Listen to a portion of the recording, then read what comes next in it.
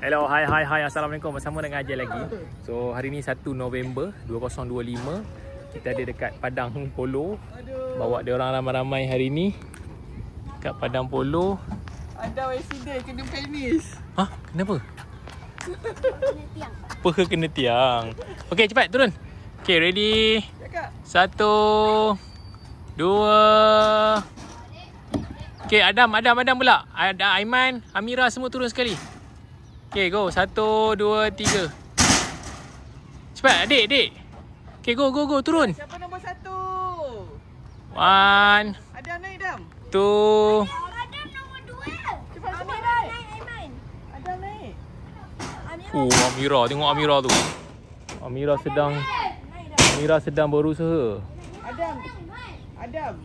Naik dekat tangan Mira tadi. Biarlah dia Adam.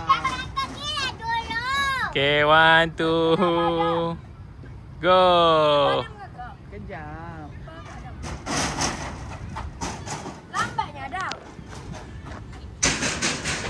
Mama. Okay, lepas kakak tu Adam dulu tau. Aiman.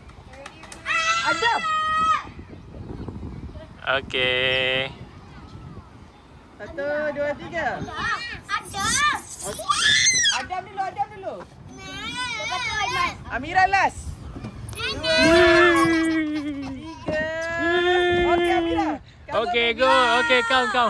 Okay, jom. Papa tolong. Papa tolong. Okay, go. Okay, ready, 1 2.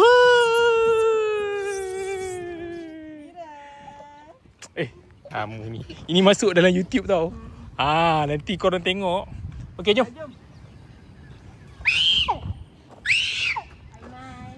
Kenapa, man?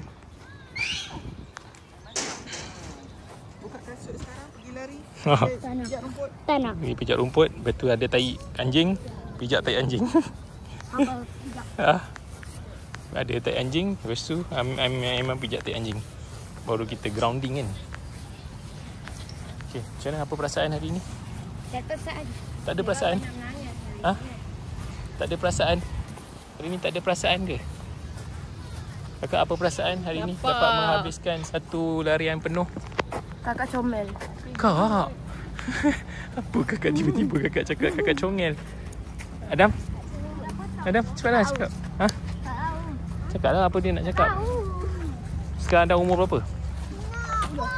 Berapa tahun? 9.5. Mana ada kira setengah? Baik lagi tu. Ada? Dia tak ada kira setengah dah. Tak, kita nak balik dah. Sebab kakak tak larat tadi. Kakak dah tak larat nak jogging. Saya rasa petang ni baik abang yang pergilah. Ada function ikut. Tak apa dah. Okay. Jumpa lagi. Cario, bye-bye. Assalamualaikum. Kakak lagi tak ada function. Kakak.